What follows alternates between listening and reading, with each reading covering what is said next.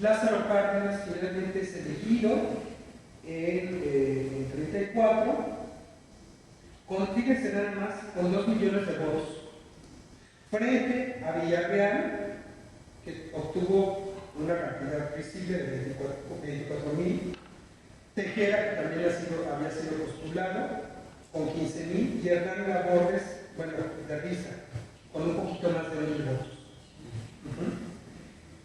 Finalmente, el 1 de diciembre de 34, Cárdenas toma posesión del poder y con esto se entra al umbral de un cambio histórico. ¿Por qué? Porque Lázaro Cárdenas, a pesar de que la gran mayoría de su gabinete era de factura callista, al año rompe con Calles. ¿Sí? ¿Y cuáles fueron las bases del rompimiento con Calles? Que Calles se atrevió a criticar justamente la política de masas del cardenismo y empezó a criticar las acciones que el presidente estaba tomando a nivel legal para configurar un proyecto de nación muy parecido al proyecto de gobierno que había llevado a cabo en la gobernatura michoacana.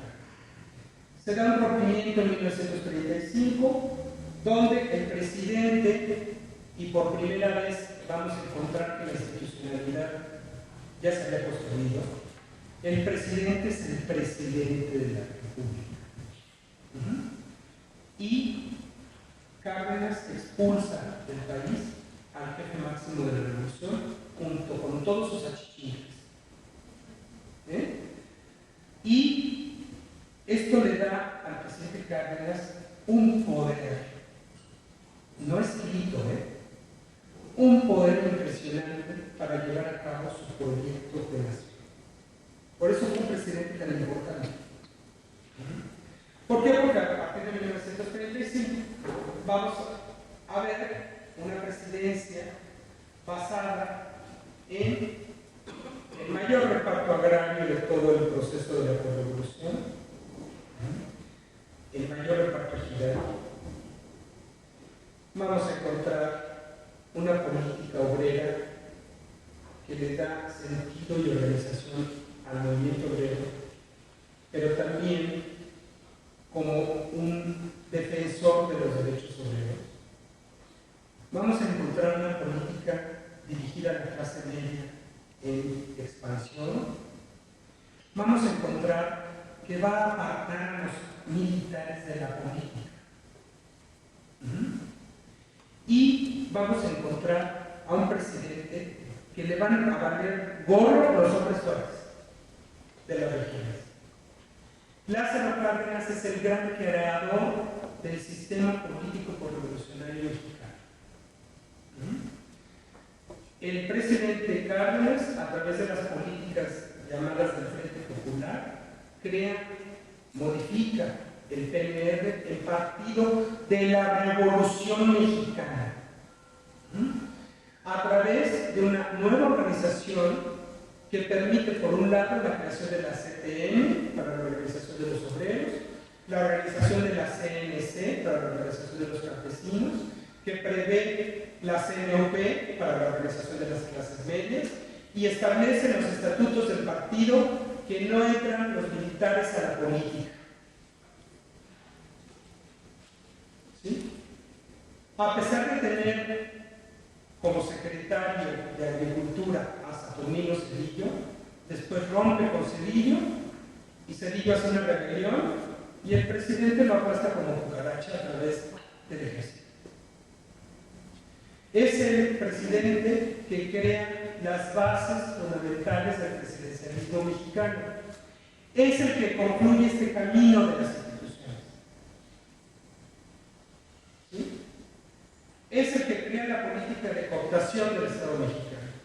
Es el que crea la política, y digo para muchos cardenistas, a lo mejor ya me ahorcan, del aparato represor del Estado, de la persecución de los opositores, porque persiguió a los anarquistas de la derecha, persiguió a los fascistas derechólogos y contuvo al Partido Comunista, a pesar de que era un presidente comunista. ¿Sí?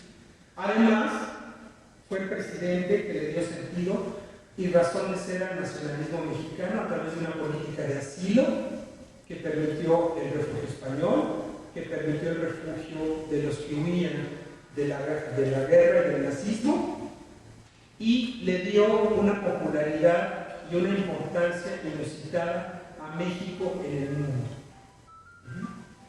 El cardenismo de 1935 a 1940 es el que, a ver, apaga el celular, por favor, es el que crea finalmente y aterriza el proyecto de nación establecido en la Constitución de 1917.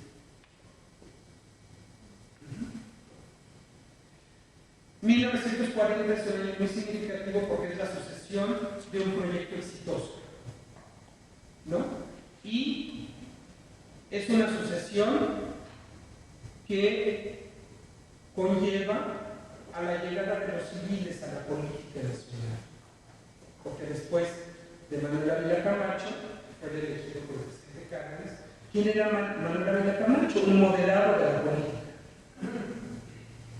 El mismo Cárdenas lo quería un radical en la presidencia, precisamente por la formulita de estabilidad política, paz social, igual, desarrollo económico. La misma expropiación petrolera, la expropiación de los ferrocarriles, las bases para controlar la industria eléctrica, entre otras políticas, dieron las bases para el México moderno. El México de Cárdenas fue la conclusión de la Revolución Mexicana, fue la conclusión de un largo periodo de reconstrucción nacional después de la Revolución Mexicana. Y fue finalmente el que le dio centralidad al Estado y concentración de poder al presidente para permitir la estabilidad política. A partir de Cárdenas ya no había gobernadores fuertes. Ya no encontramos grandes rebeliones después. A ver quién se atreve con el aparato del ejército, ¿verdad? Los procesos electorales pues son controlados, como 1940, ¿no?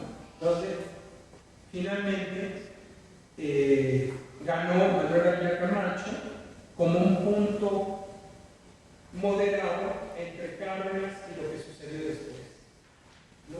Bueno, de tal suerte que sus conocimientos sobre la Revolución Mexicana, ¿no? Espero, tengan un sentido hacia dónde fue la Revolución Mexicana. Hacia eso, hacia el cardenismo finalmente, que fue el gran creador del México moderno. Muchas gracias.